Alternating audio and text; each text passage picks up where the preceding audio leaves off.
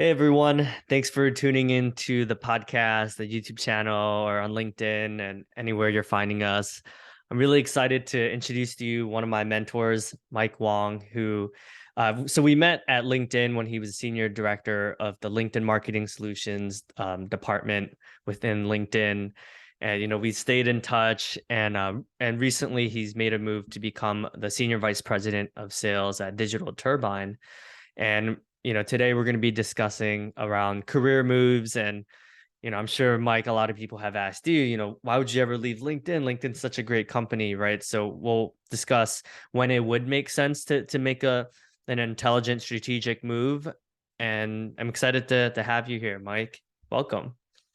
Awesome. And always great to reconnect with you, Davidson. And I know this perhaps isn't the main topic of our conversation, but congrats to you for what seems to be a really exciting move you're about to make in your career.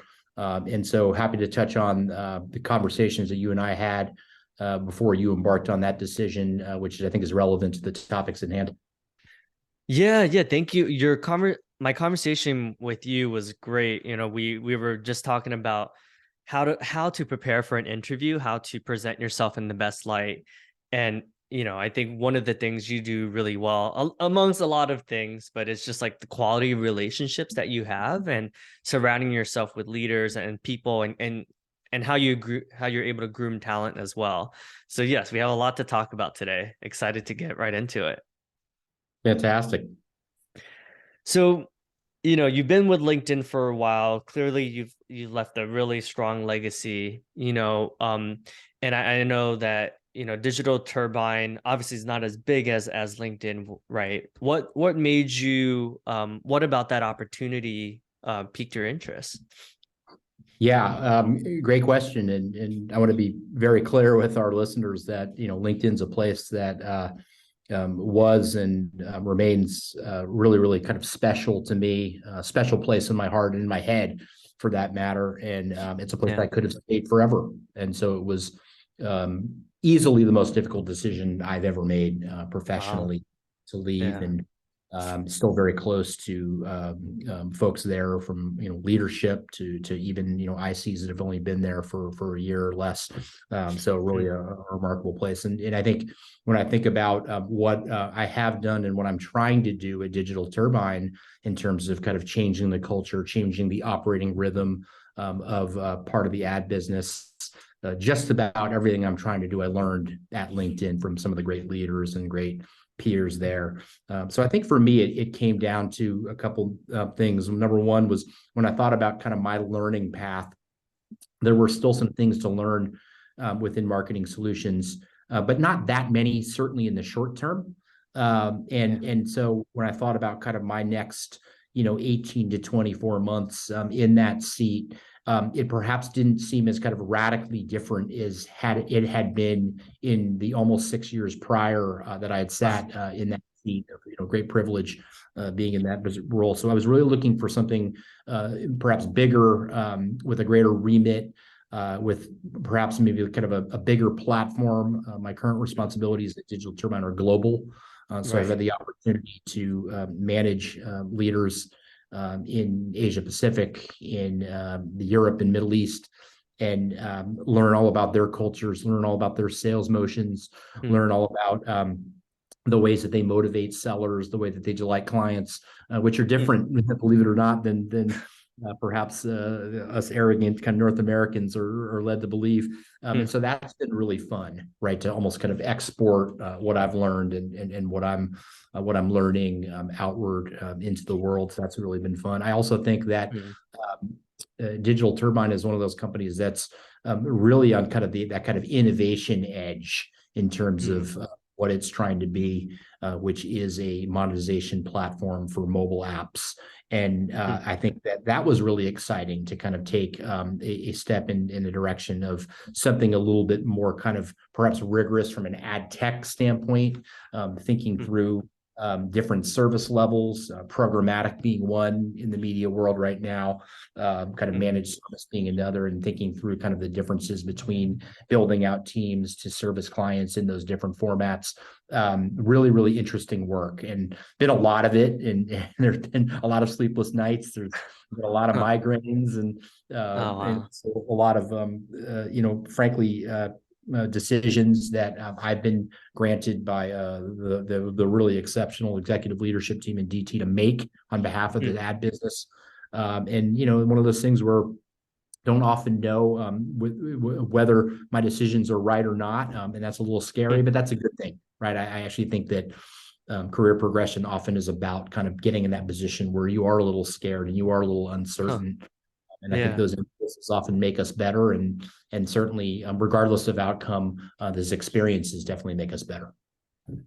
I love that. Yeah, it sounds like you're able to flex, not only understand more globalization and the different regions and the different selling style. And, every market has its own challenges, right? So the little nuances that each of these regions have, but you're also able to flex those like decision making skills, and you're able to see the impact of that, right? So that's huge, and I'm sure those skills are valuable forever, right? That's always going to be part of your repertoire. Like those building those muscles sounds like it'll be useful.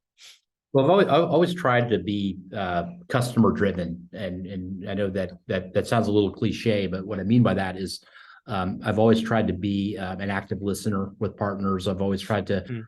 understand at a very specific level what value meant to them from a platform, Mm. from a publisher, and the truth turns out to be that that answer can be very different, even if it's the same brand in a different part of the Mm. world.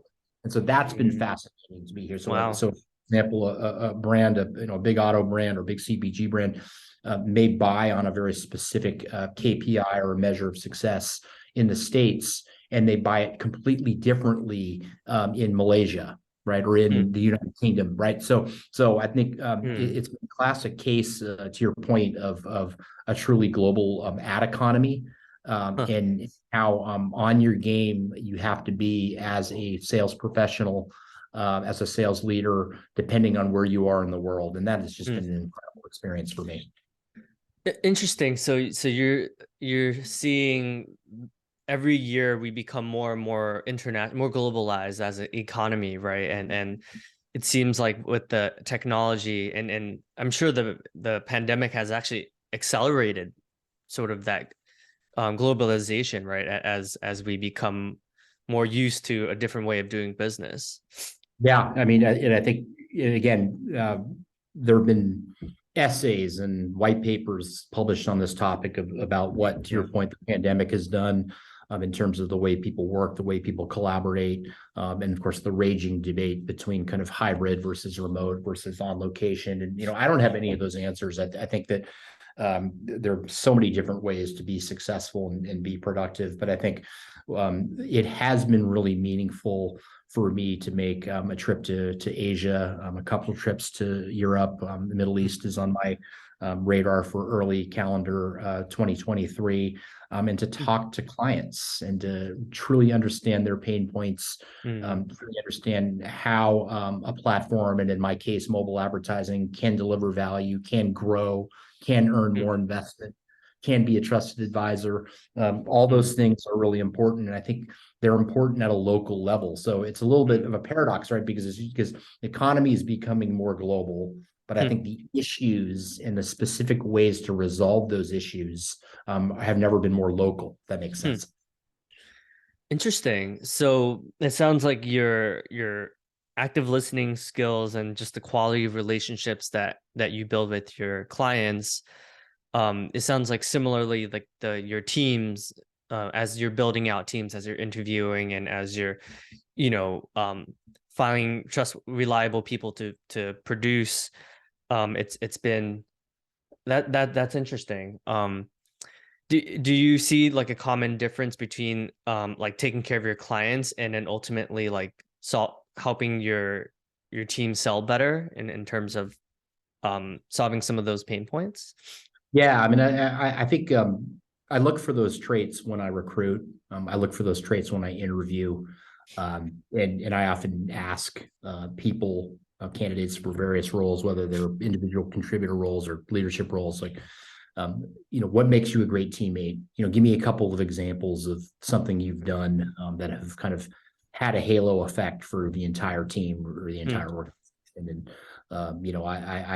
And sometimes, and then I'll ask a question which I know often pops up on LinkedIn and other job sites, which is tell us about your biggest setback, what you learned from it. Yeah. And one of the great types of answers I always hear was, here was something that was a setback for me, but it's something that Huh. I kind of paid forward to others so they would avoid that mistake, or that they would be better, or they'd show up in a different way Hmm. when they had that opportunity.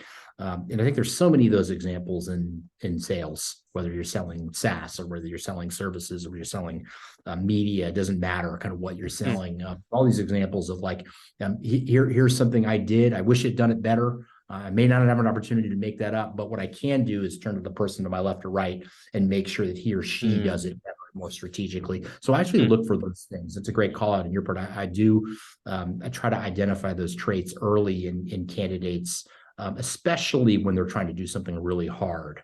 And most Hmm. of these sales jobs that we're all chasing after and people pursue are really hard. Hmm. And it sounds like you're interviewing like a lot of people as you're building out these teams, right? What have you identified as some of the top key characteristics that have set apart, people who are consistently reliable and versus folks that are, I guess they call them run rate reps, right?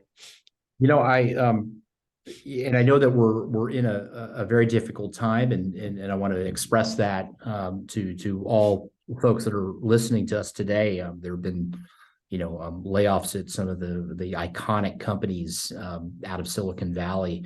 Yeah. And in talking to some of those folks who have been let go almost without rhyme or reason, top Mm, performers that have been there a long time, almost no mm, way to kind of understand the calculus behind why those decisions are made, but they were made.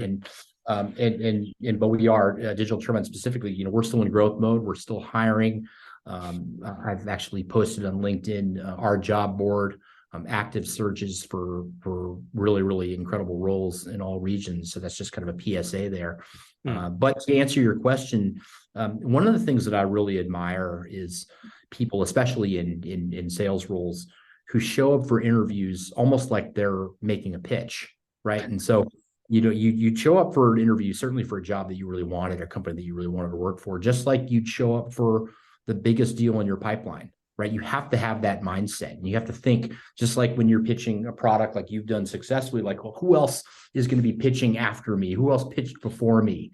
What are the things mm, that I need to think about? What are the mm, questions I need to ask? And I feel like it's a direct comparison to most of these interviews, certainly kind of quota carrying sales roles and sales leadership roles, where you have to have that mindset of like, hey, I'm going to win this, just like I'm going to win that singular deal. And I mm, found that the candidates that show up with that mindset, whether it's said or unsaid, have performed the best. mm, And there's all sorts of tricks of the trade, if you will.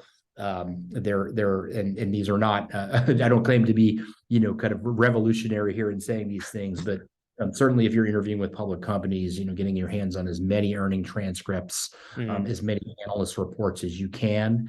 If you're interviewing with a private company, obviously harder information to get. There are right. fewer sources, that kind of stuff. But being scrappy, asking friends of friends or friends of friends of Uh, friends about if they've okay. had experience working for these companies, and so getting a good sense of the competitive landscape Mm, is really important. One of the great questions that I often get when I turn it over to the candidate to ask me anything on their mind is, when you lose a deal or when your business contracts with a client, why? Why are you losing? Right. That's mm, to me a very strategic question, kind of a classic kind of challenger question. right. That's number one. Number two is great question I get is often like, who else in your space is doing this really well? And it's so Right. interesting because I think you're almost trained to think like, when you're interviewing a company, you want to make them feel like they're the big enchilada, they're the only game in town. But the Yeah. reality is in technology, that's very rarely the case, right? And so a really thoughtful question about that, like, hey, who else is doing this really well? Who else do you kind Mm, of gaze upon with admiration for whatever reason, and why? I mm, love that question. Another question that I got, and I think you and I discussed this a couple of weeks ago when you were embarking on your search, the final phase of your search, is kind of like, if you think about the person that was doing this before me, mm, what were their gaps? What were the things that mm, they did well? What were the things they did do well? Like, where's the continuity and mm, where's the change kind of in terms of this role? And so I really like questions like that. But there are any number of really good questions. I think what's not really good is having no questions. And I've had the experience, throughout my career as somebody who has hired people, but even recently, of kind of like, you leave that 15-minute block at the end for questions, and the candidate doesn't have any. And there's almost no question that I won't answer, as long as it's mm, not proprietary information, or if it's something kind of a completely off kilter. mm, If it's germane to the business strategy, the success of the company, the publicly stated future vision of the company, the culture of the company, all mm, these things to me are fair game. And if the candidate doesn't ask me those things, I think that either she or he is not that interested in it, or they haven't mm, really thought about what they want, and where they're mm, going to be successful. hmm. Yeah, I'm hearing a common theme of just thoughtfulness, right? Like Mike, you're clearly very thoughtful in your like your approach and your relationships, and you're a thoughtful guy, right? I think if a candidate lacks the initiative or even the curiosity, like clearly you have a lot of knowledge, right? Especially in your role, but anyone, right? It's just like, hey, like how come you're not curious enough to ask, like at least spend 15 minutes to think of questions, right? Um, So I think about interviews in many ways as kind of an unfair situation in which a candidate, huh. many times is really, really anxious to work for Mm, that company, land that gig, is right, given 45 minutes, at most maybe an hour, to tell right. you why you should hire them. And so to me, it's unfair. So you kind of Mm, start with this premise that it's not a great way to make really, really important hires that can mm, impact your business and people's lives, for that mm, matter. But it is what it is. That's the world we live in. And so yeah. I think it's really up to the candidate to make the most of those experiences. And I think you were segueing into a couple of other tips that I can share, especially in a time like this when people are looking. And one of the Yeah. things that I think are really valuable are pre-reads, and you Mm, send ahead of time, and knowing that a couple of things, knowing that the interviewer may be too busy to read it, knowing that you may not be able to open that deck or that Word document during the interview, yeah. but just to have that ready.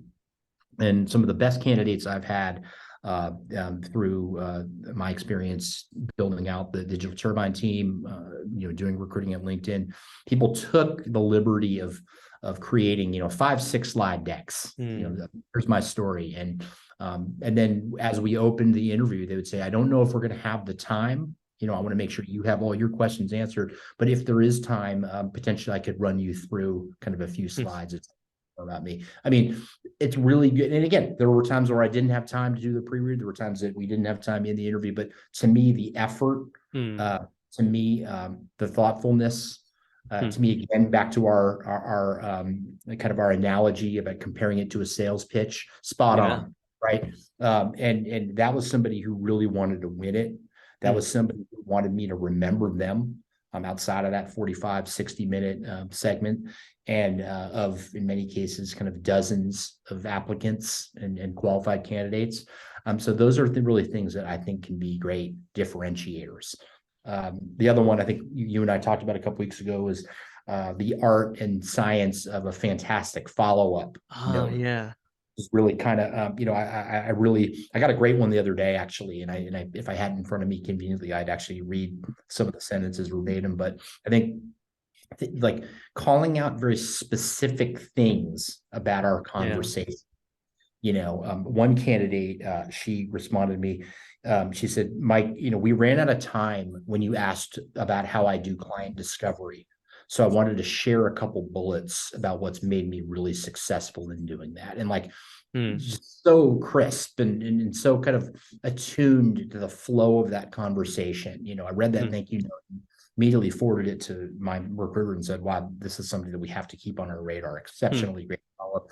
Another one, I got into a really interesting discussion about the economy and the recession and how that was impacting ad budgets and ad mm, spend. And I mean, he shared some very specific examples about how that was playing out, but how perhaps he was fighting through those challenges. mm, And he said in his thank you note, I want to let you know how much I enjoyed our conversation, specifically our talk track around the economy and what we can do, what any successful sales pro mm, can do to fight through some of those factors. Really, really kind of moved and riveted by that thank you note. So mm, again, these are just a couple of examples, but I think it's calling upon something very specific that occurred during mm. the interview, that to me makes a really good follow-up note. Yeah, it sounds like and it sounds like that's what you do with your clients as well, right? As you're meeting them, you're traveling to another country and That's why it's analogous, Davidson, right? yeah, yeah, Think about a great thank you note to a decision maker, right? Which is kind right. of like, Mm, I was struck by some of the organizational uncertainty that you're dealing with right now. If there's anything I can do to help, mm, please let us know. Or it sounds like you're currently really focused on price as part of this decision. mm, Know that we have some flexibility there, but also know mm, that the long-term value we believe in our product or our platform pays for itself, multiple times. mm, There's all sorts of ways you can wordsmith this stuff, but I think something specific in a thank you note, in that case, mm. to a prospect, right, or to a client, is perfectly applicable and almost kind of symmetric to what you would want to kind of convey as an applicant or a candidate. Yeah, and it sounds like it shows that they're actually actively listening too, right? They're not trying to think of, oh, what's the perfect word I need to say, but it's more like just being with the other person and I think nowadays, right, because of technology and a lot of it, there's still a lot of online selling, right? You even have tools like Gong where you can like literally go back and rewatch it. So it's almost you cannot almost like don't have any excuse to not be able to mention specific things, right? Because you do have technologies that will kind of you can go back and review, okay, what was the three pains that they mentioned during the call as well. Yeah. That's amazing, Mike. Yeah, a lot of good takeaways. I love what you said about the pre-reads. I know that some of the most successful reps are exceptional about the pre-reads, and it's also you show that you're not wasting their time, right? These executives are extremely busy. They have so many things going on, so it's like okay, this 45 minutes or half an hour is going to be worth my time. Like I know what to expect. I'm not coming into it saying like, oh man, like where are we in the process just to get everyone up to speed. And then I like what you said about the follow-ups, right? I think so many of us like we prepare so much for the interviews and then we don't write. I mean, I'm sure you've had people who don't even write follow-ups after a meeting with you for 30 minutes or 45 or an hour. It's like, dude, like you just spent 3 hours preparing for this interview. The least you could do is write like a 15-minute follow-up, right? Yeah, it's interesting too because I think at LinkedIn, I could be wrong now, but the policy at LinkedIn for a while was that recruiters would not give out actual emails for Right. Yeah. the panelists, and which I respect that, but let's face it, there are ways to get around that. Right? Right. There's obviously in-mail. You can even Yeah. write one to the recruiter, and you say, Right. please, if you could forward this to Davidson or to Mike or whatnot. And so I think Yeah. like, let's say you got to be scrappy. I mean, in most instances, they're not going Mm. to make this easy, right? I mean, most sales processes are not easy. So, Right. Right. nor are these. And so I think, to me, these can often be the edge in securing the role, or perhaps more often staying on the radar of the Mm. decision maker. I mean, even the examples I just gave you of those really thoughtful, very specific follow-up notes, thank you notes. Mm. Those are people, again, that I specifically told my recruiting, my TA partners, Mm. hey, let's keep these people kind of warm. Let's check in with them because I think they do have what it takes to really Mm. be successful in my organization. Yeah, it sounds like the attention to detail, like the specific, like being that specific, like okay, like this either touched something in me, or this was an engaging, the person did the intellectual work, or that person understands the industry as a whole, right? Is able to add value. Um, so that's fascinating. Yeah, I mean, I think it becomes kind of a leading indicator into how they're going to do the job, right? And Yeah.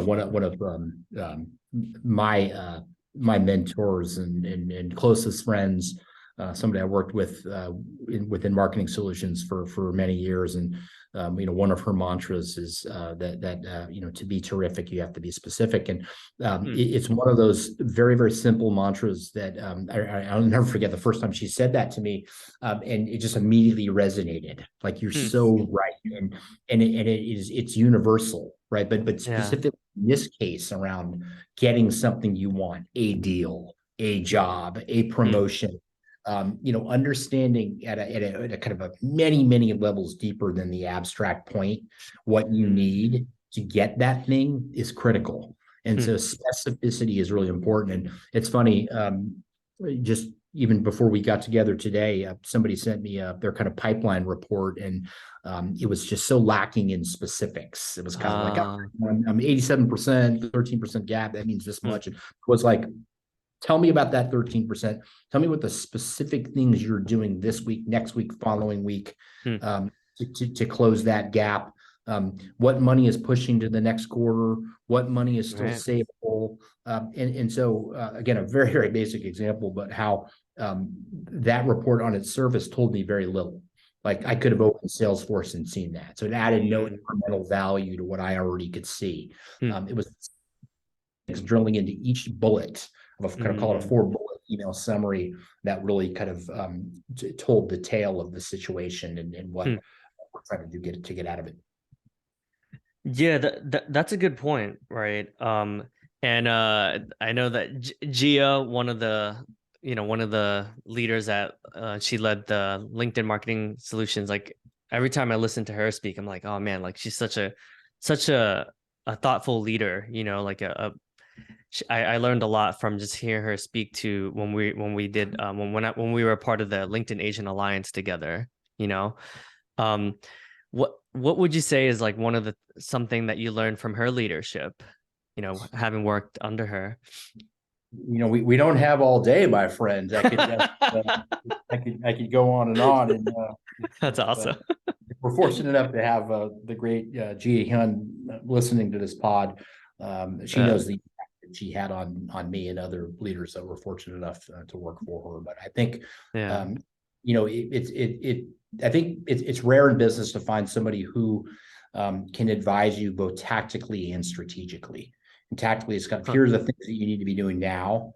And then, oh, Huh. by the way, here are the things you need to be doing kind of when you zoom out a little bit to be Mm. successful in the future. And most people operate kind of in one of those areas, but not both. And Hmm. she was a rare individual who was able to do both. I think she Hmm. also was somebody who I think who could be very tough and demanding, but also incredibly compassionate, empathetic, and human.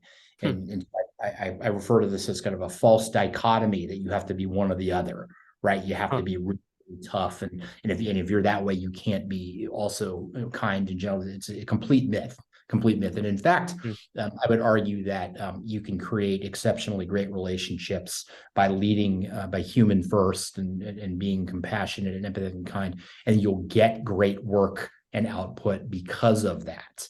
And Huh. then the coaching conversations become easier, right? Then it's almost kind of like you're the person. And I know I felt this way in times when I worked for Geo, like, wow, I'm really letting that person down. I really Hmm. care for this Oh person, and wow.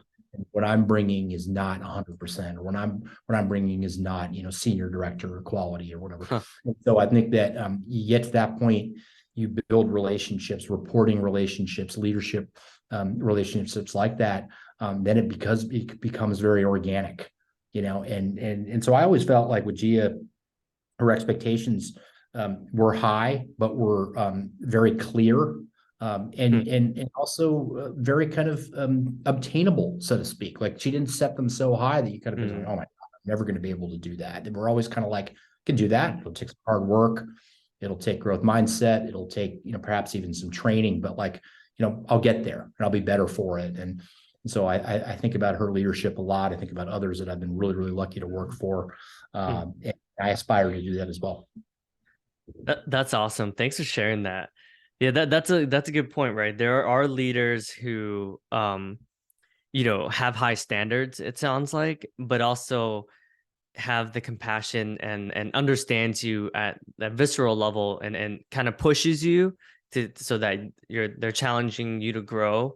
But Yeah, also and honestly, yeah, I'm glad you redirected us there because that shouldn't just be your boss, right? That should be your peers.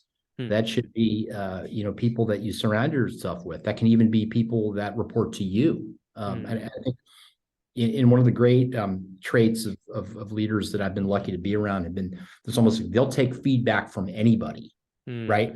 They'll take feedback from somebody who's part of their day-to-day process or part of their kind of quarterly process. They'll be yeah. open to, doesn't mean they have to agree with all of it. Doesn't mean they have to implement all of it, but it means that they're Yeah. open to that conversation. And so I go back to LMS days and I think about Diana Liu, I think about Mike Weir, I think about Juliana Jowdy, I think about Anthony Rizzicato. I'm naming people that were great influences on me. And I think Hmm, one of the things, all very different people, all tremendous leaders in their own right, but I think unafraid to say, hey, you know what? I think there's another level for you to go, right? I think hmm, you can be better. That was good. You can be great, right? And hmm. you know what? You can even be exceptional, right? And here's Wow. what I learned how to get there.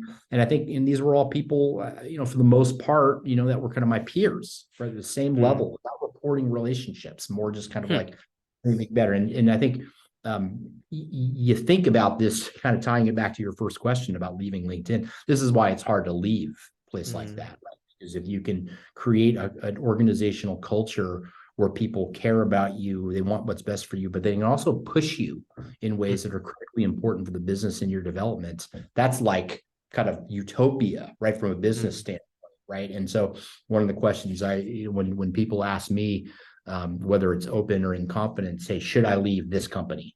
Whether it's LinkedIn, whether it's Google, whether it's Salesforce, one of these companies, I gotta say, well, think about what makes it great there.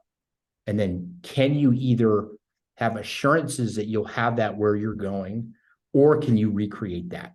hmm, hmm, That's really kind of the question. If you think it's important, then it's like, do they have it there or can you create it there?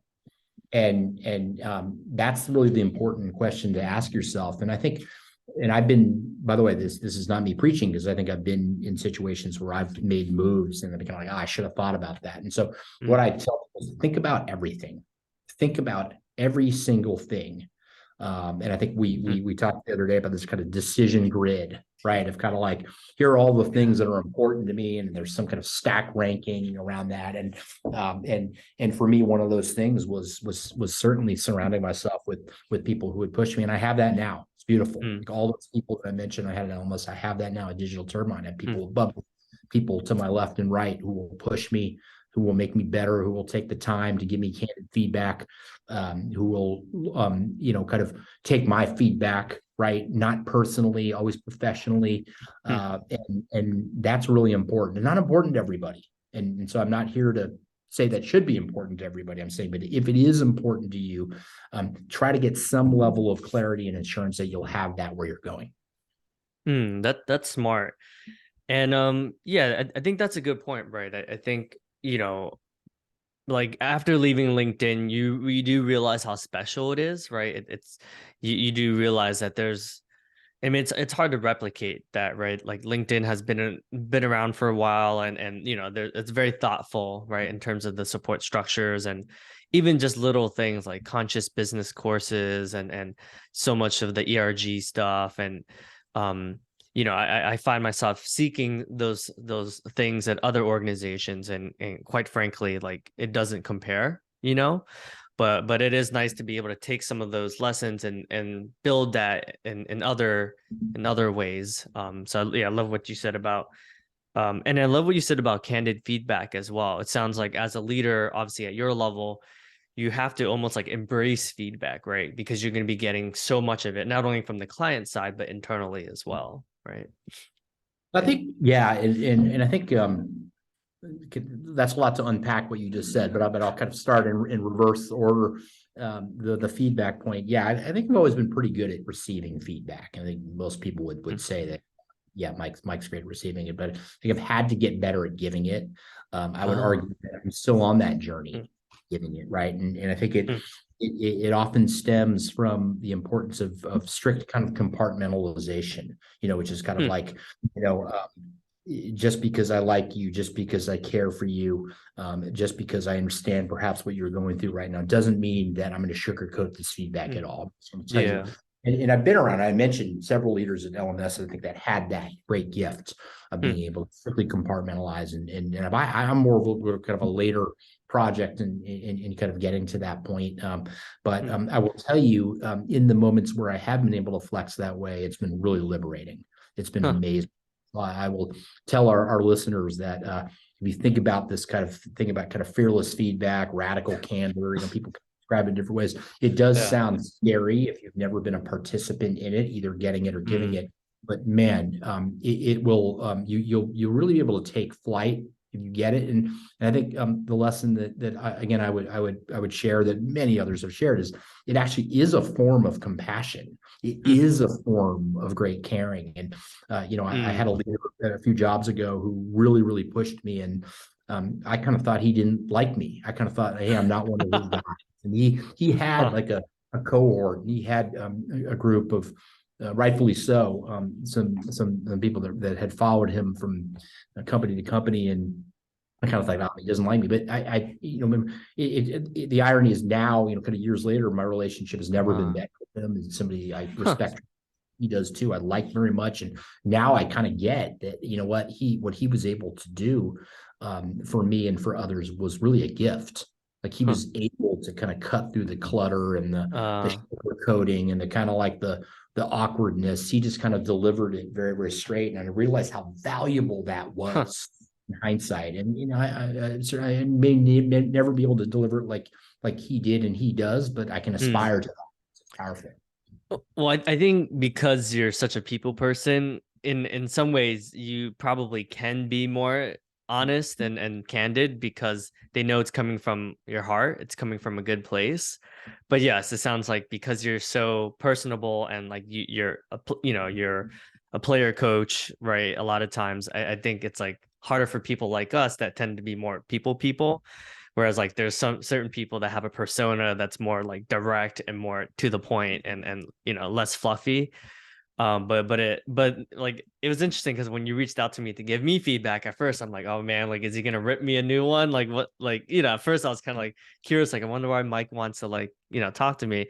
But then, obviously after speaking with you, I'm like, oh wow, like that was such a valuable conversation because you had, I can like you're able to accelerate some of the lessons so I don't have so instead of me making mistakes like the next 5 years, right, I can implement what you say and I won't have to learn the hard way.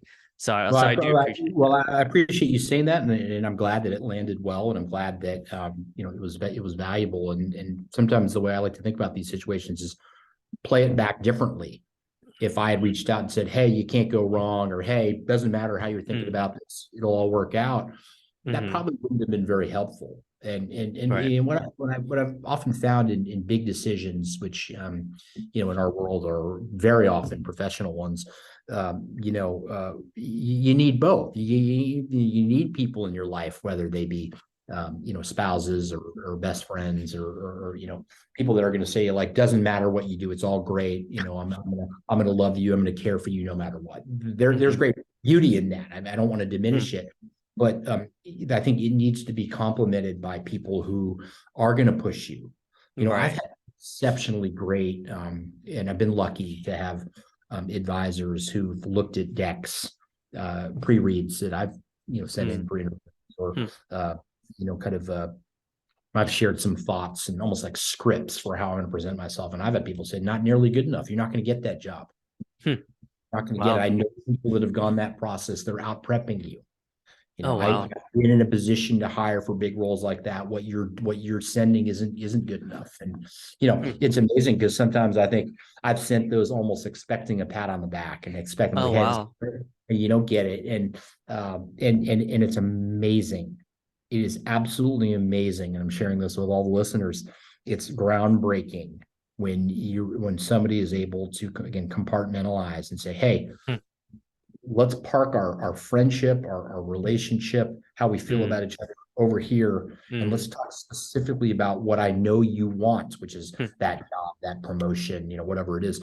And I'm telling mm, here to tell you, it's not good enough. Like, and it's so powerful. And in all those cases, Davidson, all mm, those relationships are stronger because of that. mm, Without exception, they're all better. And mm, because this is kind of to me like a definition of trust. Like if somebody trusts the relationship enough to mm. give you that kind of feedback, even when they know you're expecting fluff, it is really, really powerful. Huh. And then I've had opportunities in several of those cases to kind of return the favor, reciprocate. Uh, And it's amazing to know you have that trust. huh. She gave me really tough feedback. I was better off for it. I'm going to give her tough feedback. She'll be better off for it. Mm, And it's so like you end up again, this sounds like it's some kind of Hollywood movie or something, but that's not the point. The point is that it ends up being something that you thought you had. It reinforces what you had, and in many cases it kind of is even more powerful than what you thought you had. huh. Yeah, that's a good point. I haven't thought about that, but you're right. Like some of the folks that I've had the most sort of like back and forth with, we end up having much better relationships, right? Because I'm like, oh, you're one of the few people who actually challenged me enough to, because everyone, like I said, for the most part, most more people are gonna be more like, oh, pat on the back. But there's it's rare when people are actually willing to just be honest and be like, hey, like, can I be upfront with you? Like, this is you're capable of so much more, and it's the folks that often challenge me that at first I'm like, oh man, like, but then after, once you, like you said, I love what you said about like compartmentalizing it. Once you kind of like put away the ego, it's like actually like they have a point, and that is hard for a lot of people, I think, to not take it personally, you know. Good stuff, Mike. Well, we can chat for 2 hours, I'm sure. You have so much valuable leadership insights, and I do have a couple more questions around, being an Asian executive.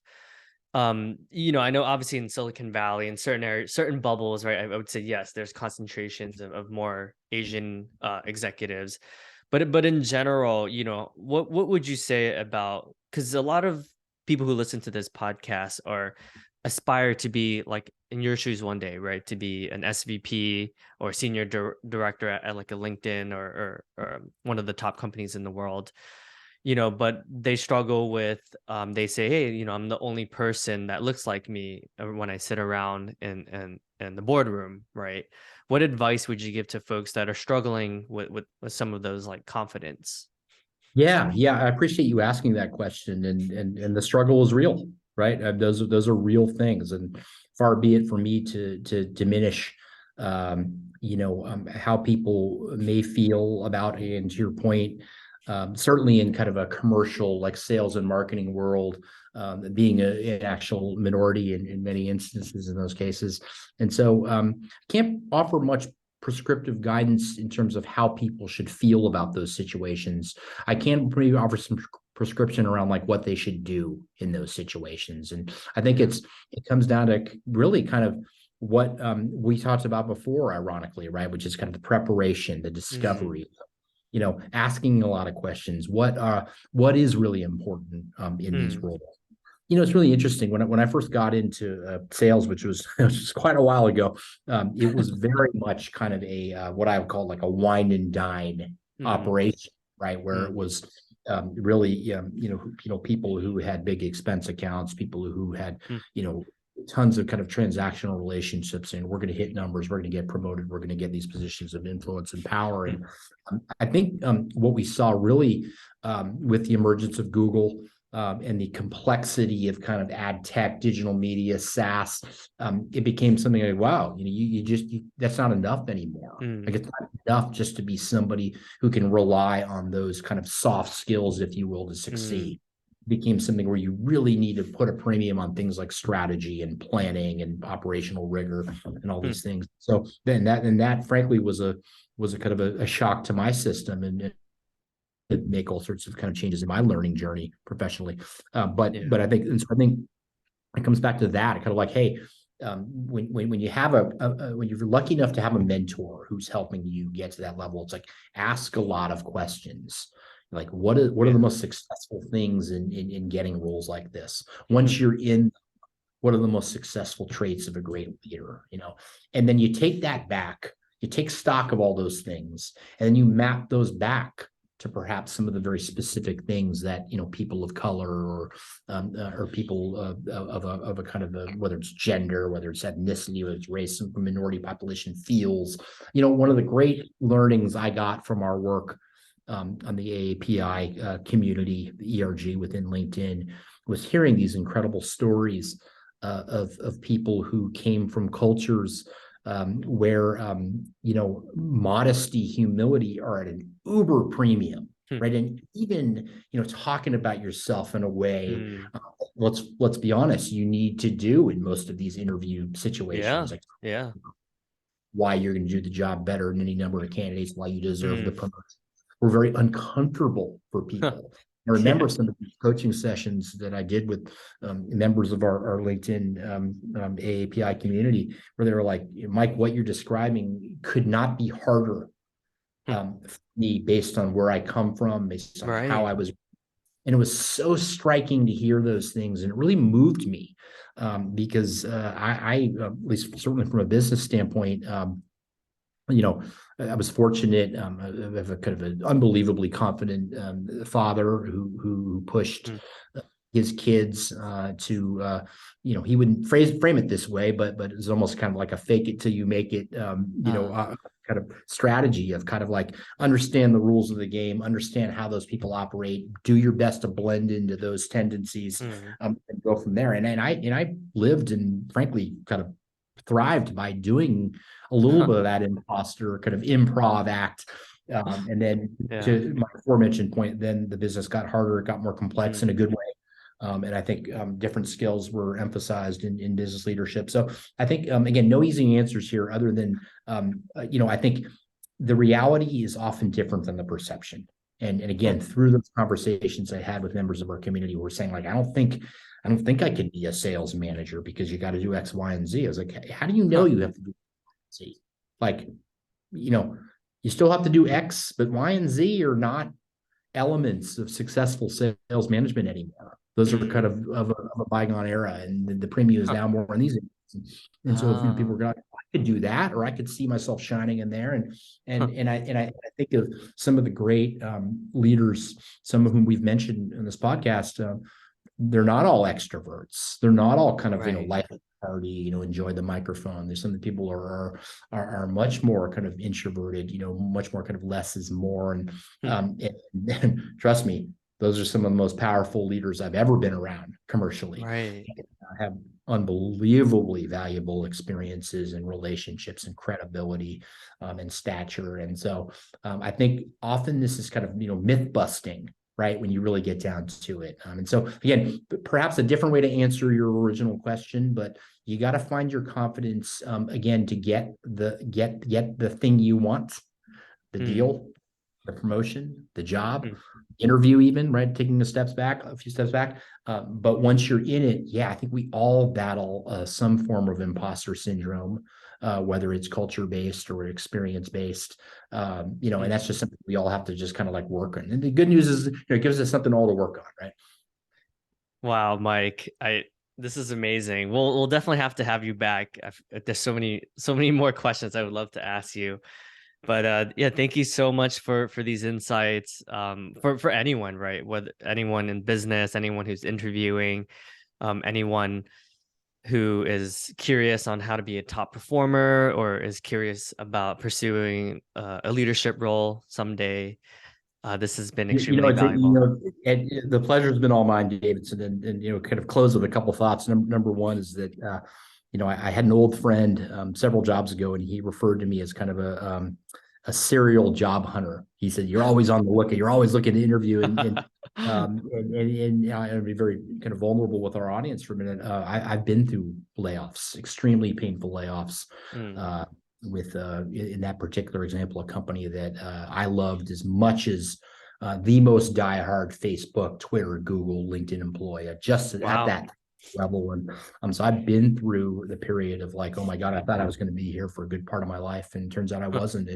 And so to bounce back, to Mm, you know, flex some new muscles, to kind of you know, kind of show up a certain way is really really important. And so you know, just want to kind of offer out to listeners. I'm available as a resource.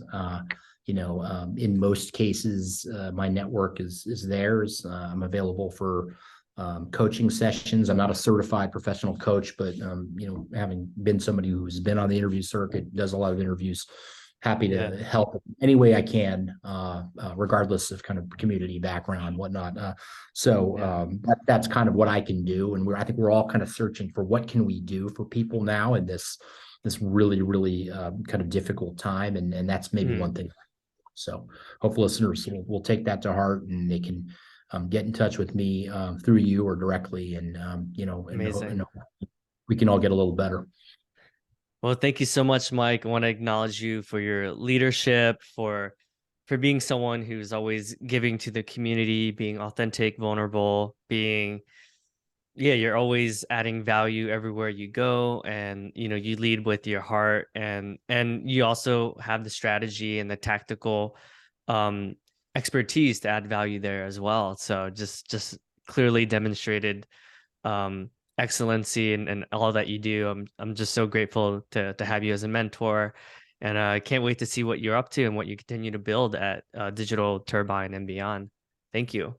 Thanks for having me, Davidson. Happy holidays. I think we're right at that Yeah. week where we can start saying that. Certainly happy Yeah. Thanksgiving to you and to all our listeners, and excited to kind of bounce back here anytime you want, anytime you think it's valuable. And again, Yeah. my thoughts are with everybody going through something right now, professionally or Yeah. personally. And, let's kind of you know, use this community in the best way possible. Amen. Thank you.